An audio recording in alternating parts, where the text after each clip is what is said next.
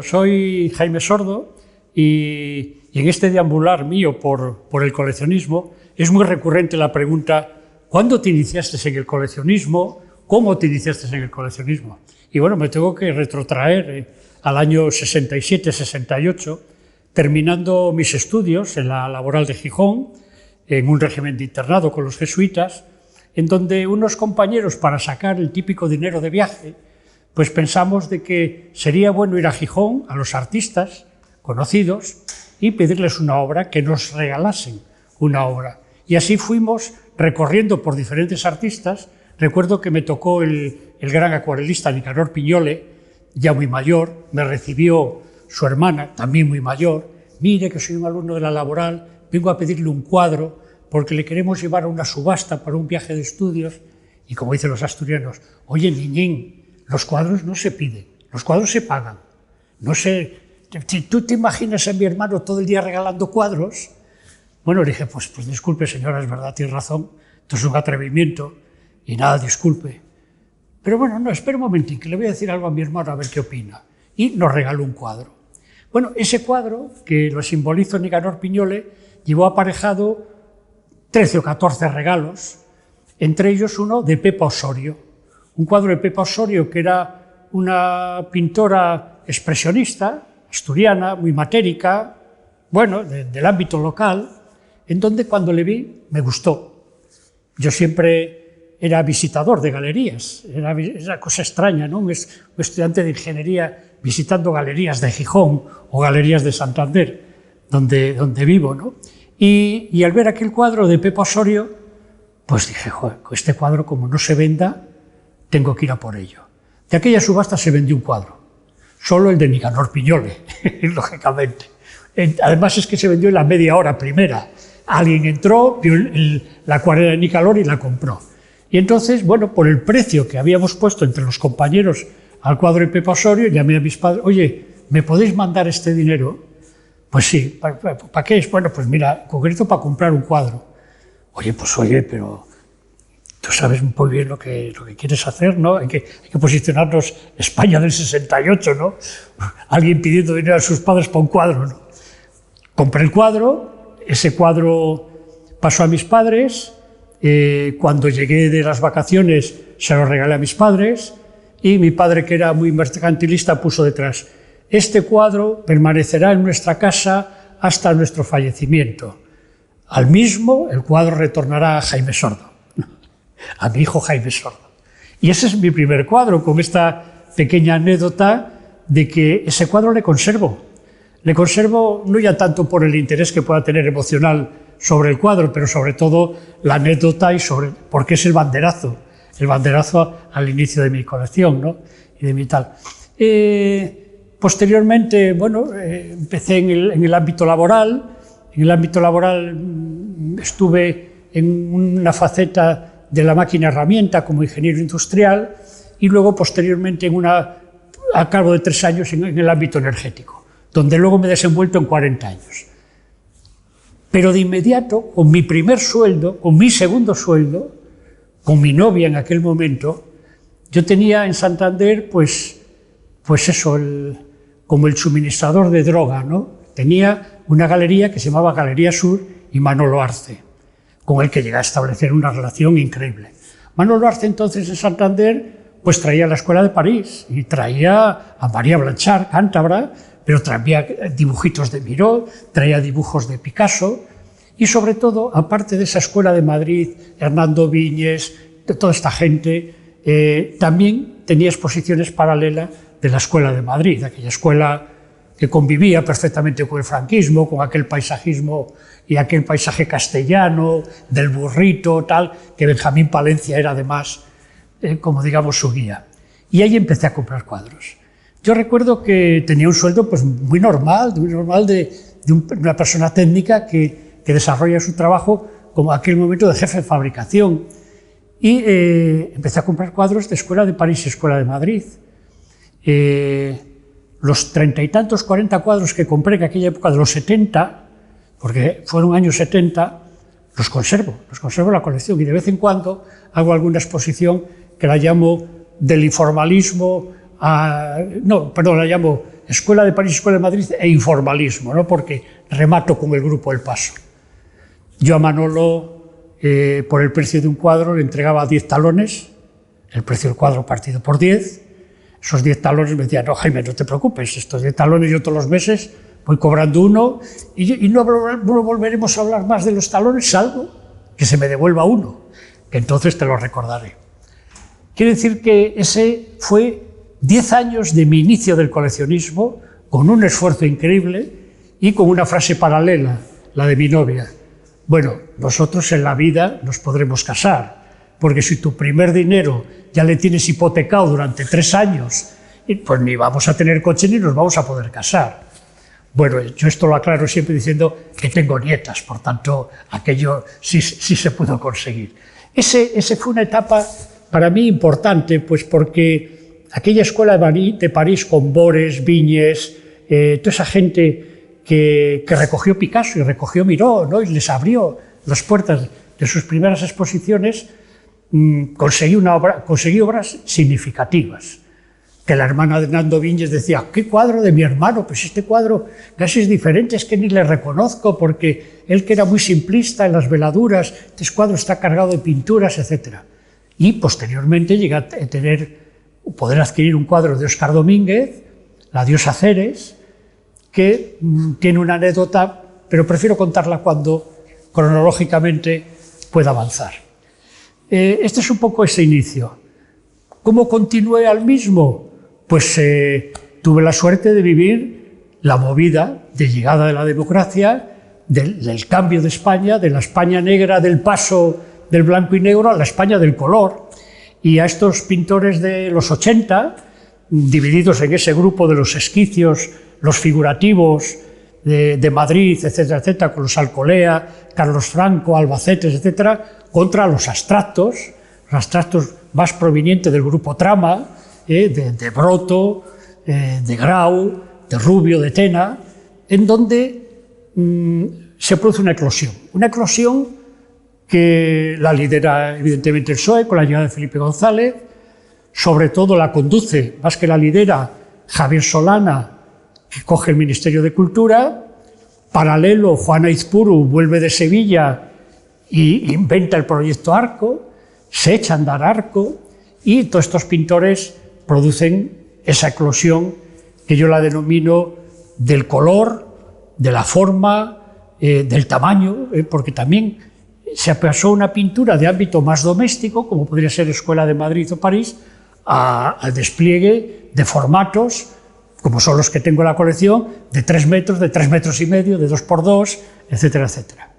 Para mí esa época, pues porque generacionalmente viví con ella, me encontré, mi carnet de identidad se encontró con su carnet de identidad, pues fue una época importante. Tuve la suerte también de conectar muy pronto con Miguel Marcos, una persona que aparte de su figura como galerista, era un líder, entre comillas, de toda esa figura de la escuela de los 80.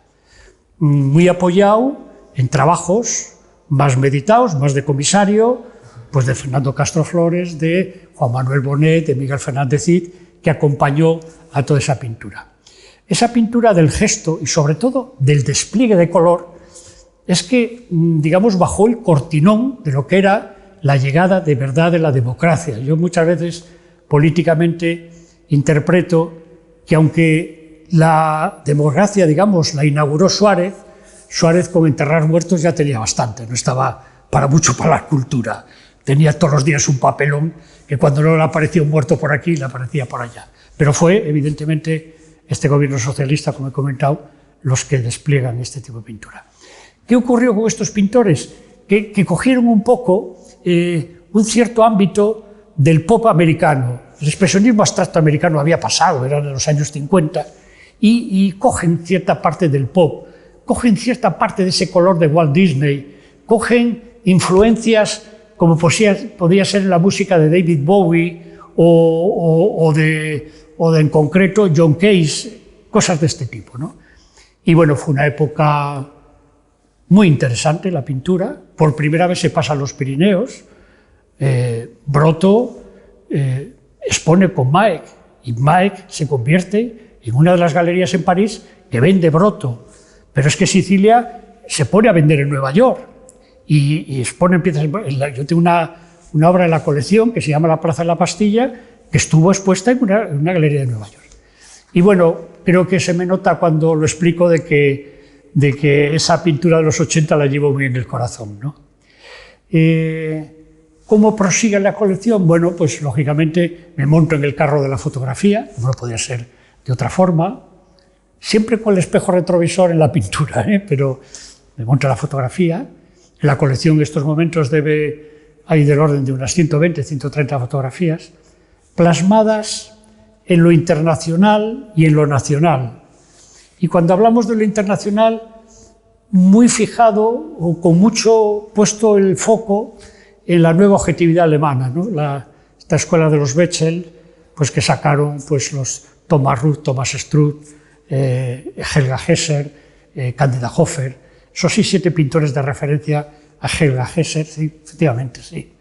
Y tengo obras de esa nueva objetividad, pero también he complementado fotografía española y fotografía internacional.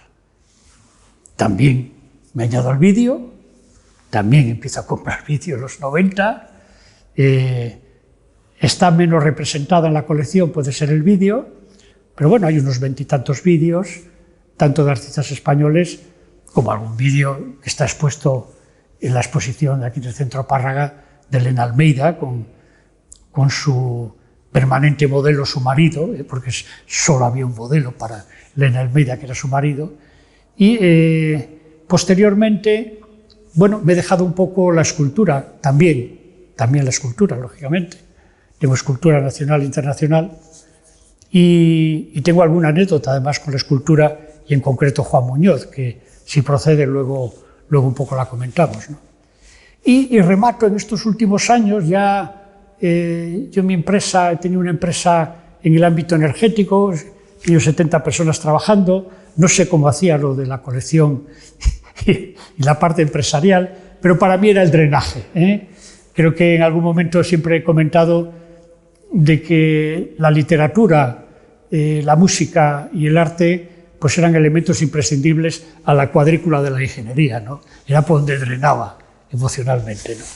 Soy muy aficionado a la música clásica y además creo que esa sinestesia que se produce entre el arte y la música es muy interesante, ir detrás de ella, describirla, ver Erik Satie, con su impresionismo, incluso con su minimalismo, conectar perfectamente con el arte de aquel momento de Montmartre, ¿no?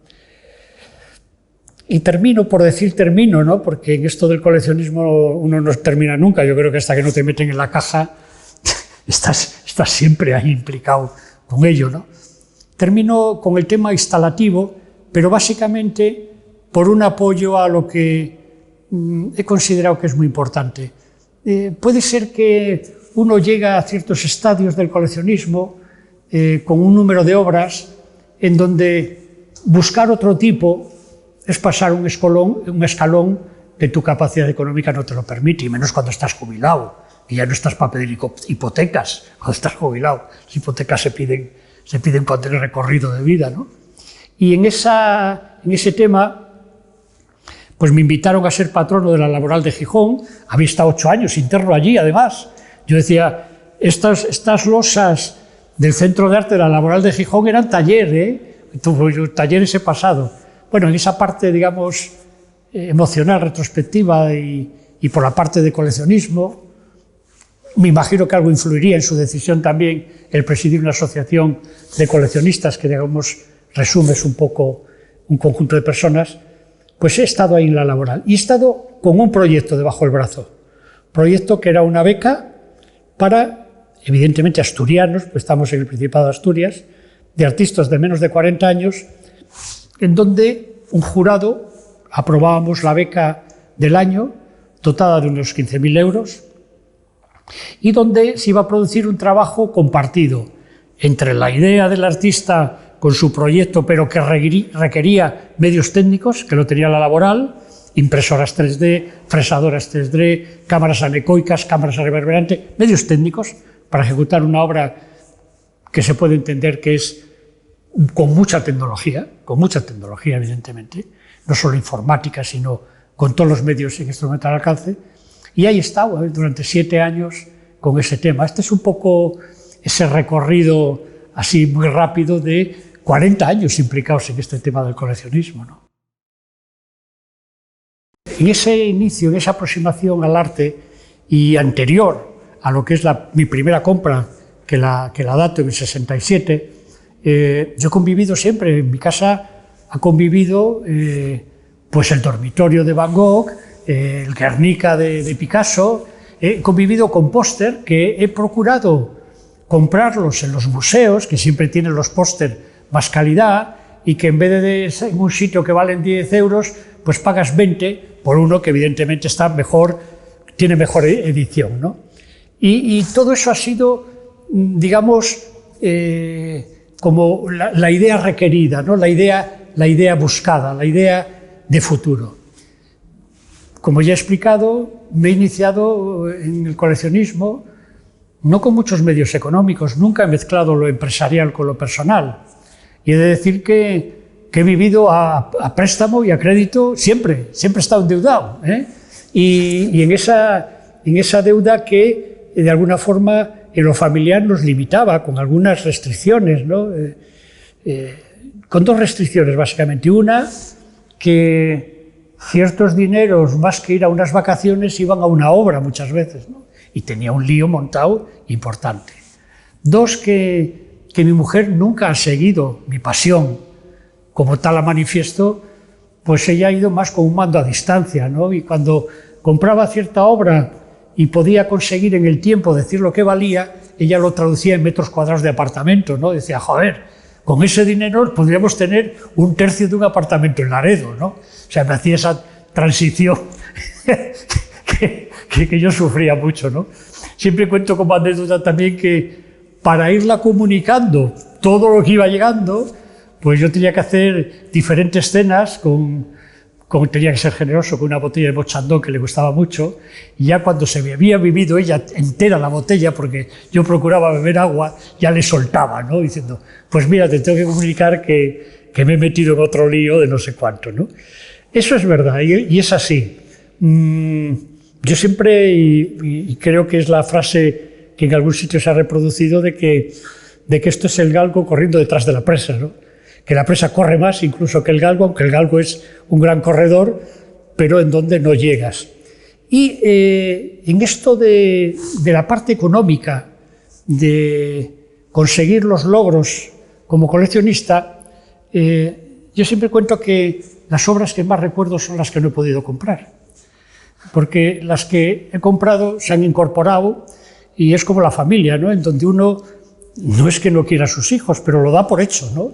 Que lo da por hecho que todos los días se levantan pegado a ti y que todos los días se acuestan contigo. Por tanto, tampoco hay que darle mayores alegorías, ¿no?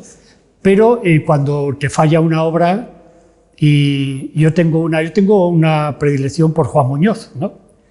Por Juan Muñoz, porque además en el año 2001 mi empresa hace 25 años y me ofrecen hacer en Santander una exposición de recortes, digo recortes en el sentido alegórico de la palabra, ¿no? de piezas de Juan Muñoz de diferentes coleccionistas, en donde la pieza central era un suelo óptico precioso veneciano de Juan Muñoz, con 2 soldados, etcétera, de un importante coleccionista español, y el resto de diferentes coleccionistas de España. El 1 de mayo de 2001 se inaugura esa exposición, 25 años de mi empresa, se edita un catálogo y coincide que Juan Muñoz está montando en la Tate Modern, en la sala de turbinas, el Double Wing, esa exposición, esa pieza increíble de Juan Muñoz, de los 2 forjados, con las habitaciones por medio. Yo creo que la obra, se lo he oído decir a Todolí, por tanto, digamos, la frase es de Todolí, de que de lo que había desfilado hasta entonces por la sala de turbinas, para Todolí había sido la mejor obra, y por allí desfilan los que desfilan, ¿no? Bueno, pues en el año 98, en un arco, una galería londinense, a Juan Muñoz le querían mucho los ingleses y le querían mucho los americanos. Los españoles decimos que era un poco rarí, porque él era personalmente poco asequible, ¿no? Tiene un carácter un poco difícil. Pero es que además no se le valoraba cuando, insisto, Inglaterra y Estados Unidos. Me ofrecen una pieza preciosa de 1,40 m, increíble, con una especie de peana toda en hierro forjado, con 2 muñecos, ya con esa simbología del muñeco, modelo casi chino, como hablando entre los dos, y me piden 10 millones de pesetas, no habíamos tenido euros todavía. Me cogí un momento además muy malo, yo siempre los he tenido malos, pero es que era muy malo. Y digo, joder, tal. Digo, es que yo esto necesitaba darle una vuelta, le decía al galerista. Bueno, oiga, creo que no tengo que recordarle que estamos en Arco y que aquí las respuestas tienen que ser rápidas, pues porque puede haber un comprador inmediato. Conseguí del galerista, porque era la tarde avanzada, que me dejase hasta el día siguiente y le prometí que iría 1 hora antes de abrir. Le dije que no, pues porque yo tendría en aquel momento 500.000 pesetas y me faltaban 11.500.000, ¿no?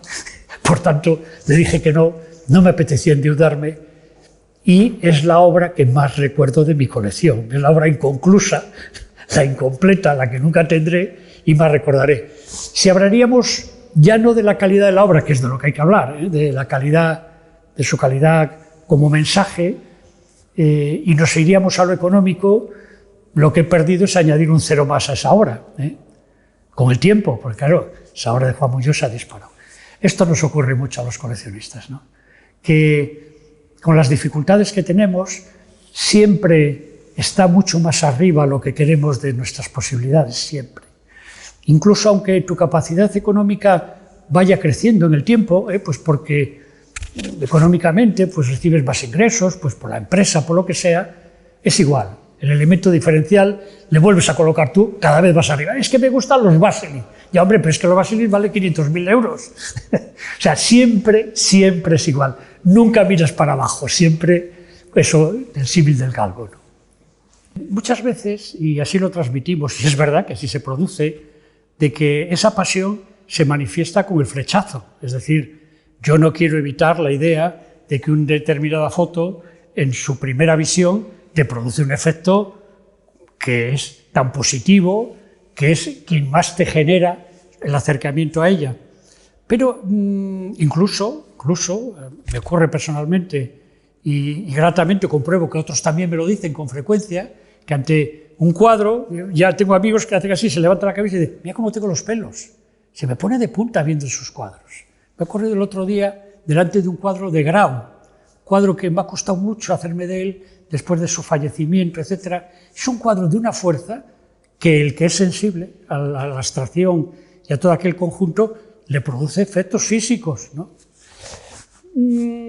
Pero yo creo más en el amontonamiento del conocimiento, en la montaña del conocimiento, el visitar muchas ferias, no solo Arco, no solo Arte Santander, hay que ir a Basel, hay que ir al Fris de Londres, hay que meter por el ojo mucha visión, no tanto por el hecho de la compra, sino porque en una feria, si tienes 200 galerías y cada galería lleva 10 artistas, pues vas a tener 2.000 obras que vas a poder ver en 3 días. Claro, tanto proceso de visión de obra no es fácil.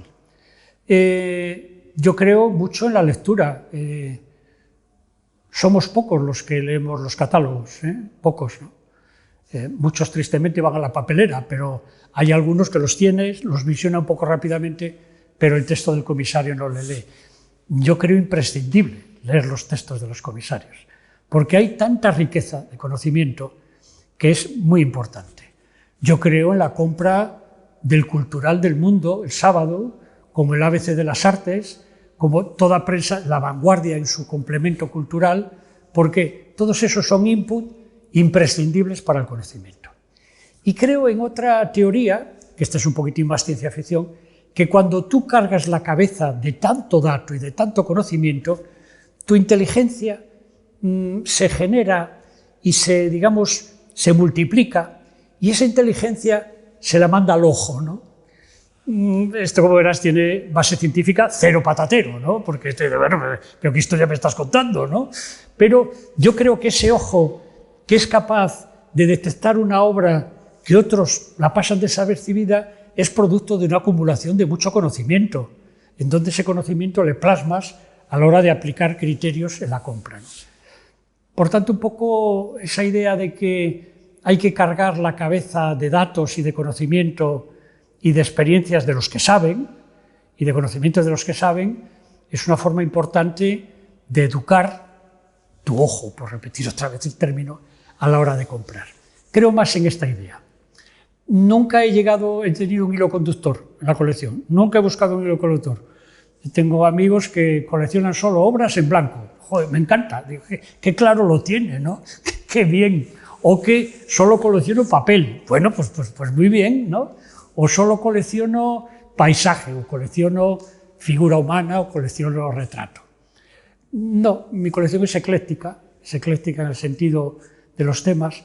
Sí hay gente que me dice, no, pero aquí hay una tendencia. Bueno, pues se lo dejo para el psicólogo, para el psiquiatra, ¿no? Que analice posibles tendencias, pero ha sido así. Es verdad que también indirectamente he querido hacer como un pequeño recorrido, a modo de recorrido modesto, de la historia de los formatos en este siglo XX, en donde ha ocurrido muchas cosas, y aquí las hemos hablado, de pintores que en el año 26, yo tengo un cuadro de Pancho Cossío, 1926, que son unos salmonetes al mes de llegar a París. Claro, si a eso le uno una pieza de una última instalación de hace un año, con todas las tecnologías que he comentado en la laboral, pues evidentemente algo ha ocurrido en todo este camino, ¿no? Y eso es verdad.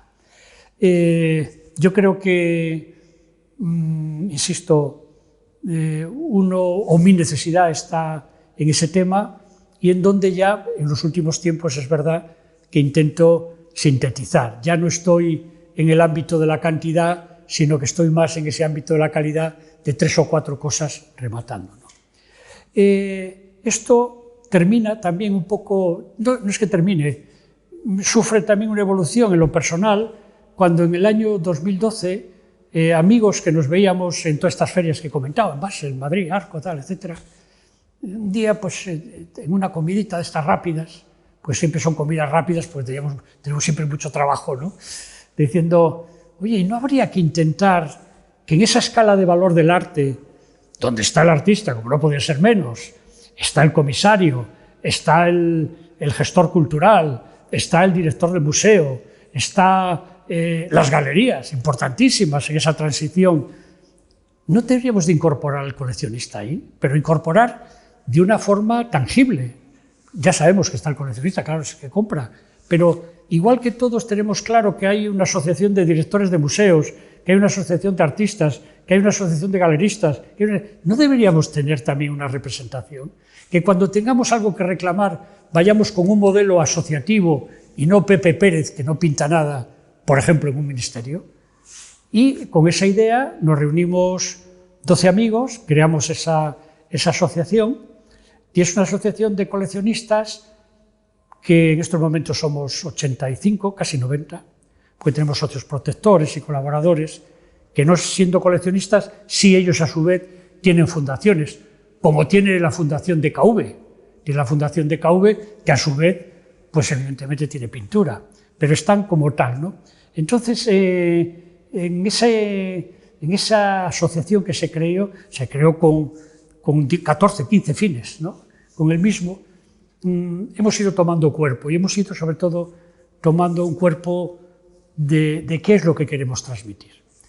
Transmitimos conocimiento a nuestros socios, transmitimos formación, información, formas de comprar, estilos de comprar, aclarar en metodologías y procedimientos cuál es la documentación a pedir, que es muy importante que la consigas, y que solo si la pides y la consigues vas a tener tu pieza bien documentada, porque en el tiempo pasará lo que pasará, y si tú no tienes bien documentada la pieza, no existe. No es que no existe, porque no hay certificado, compraste con dinero B y por tanto no hay factura, luego no sé qué transacción hiciste, tal, y la pieza no existe. Sí, para ti sí, pero evidentemente en el mercado no existe. Y ese ojo que todo lo vigila, que es Hacienda, tampoco. Para ese no la ve nunca. Y a partir de ahí quisimos lanzar estos conceptos, ¿no? de cómo comprar, cómo saber comprar, cómo tal. Pero sobre todo, lo que más me interesa, que es ese valor esencial del arte. Yo en un libro me patina un poco el concepto, creo que es Creer en el arte, o de Michel Fielding, un hombre que fue... El valor del arte.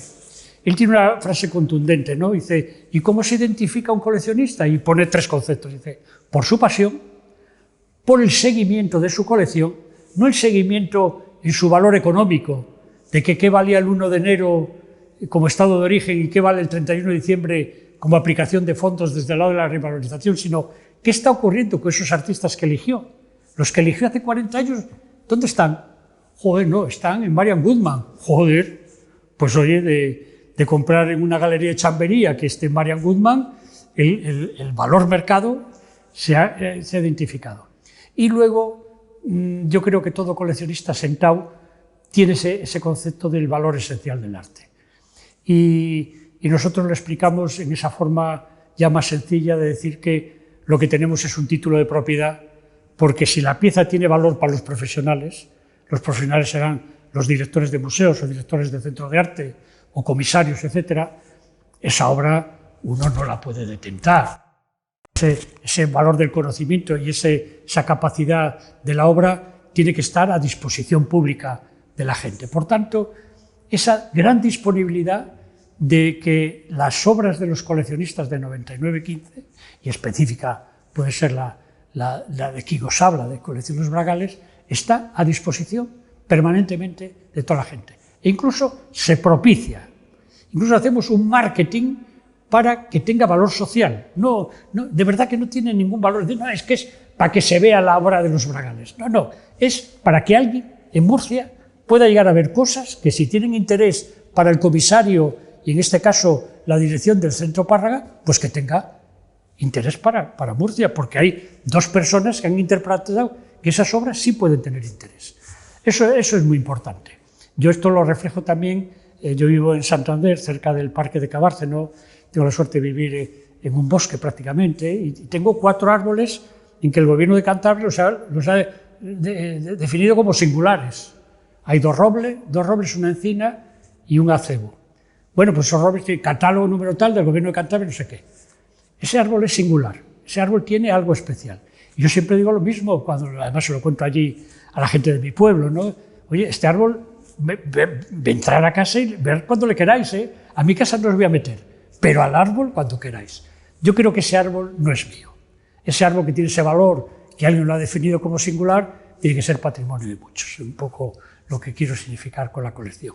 Y que además lo practicamos y lo ejercemos incluso en proyectos que se llaman exposición de colección de colecciones, en donde ya llevamos 5, en donde una entidad, un centro, cree conveniente hacer una exposición sobre tal tema, escoge a un comisario, paga a ese comisario, el comisario saca la temática que le han previsto y a partir de ahí asume los gastos de una colección y todo el volumen, porque pensaríamos, y no quiero extenderme, pensaríamos, nosotros para que un coleccionista esté en 9915, nunca se le pide ni cualitativa ni cuantitativamente que tiene, nunca.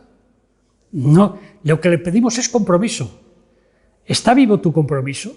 Tú sigues comprando, tú sigues trabajando en tu colección, tú sigues tal, eso es lo que nos interesa. Lo que tiene, pues ni por la ley de protección de datos, ni por un sentido de la confidencialidad, preguntamos, con el tiempo, con el roce, y con la manifestación del lobby, pues evidentemente aparece.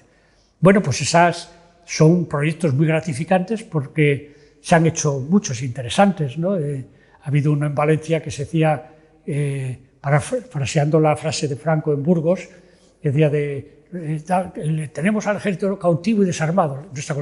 Nuestra exposición se llama ni cautivos ni desarmados, ¿no? Y entonces son obras que de alguna forma atacan esa propia idea de lo que es la casa. Esto es un poco lo que podemos comentar de los viciosos del arte. Que además, y con esto sí que es lo último, de verdad que quiero comentar, somos coleccionistas no mediáticos. No somos mediáticos ni de programa Sálvame, ni de Prensas del Corazón. Esos son otros coleccionistas. Nosotros somos gente en lo nuestro, trabajando con pala y pico y con mucho sacrificio económico.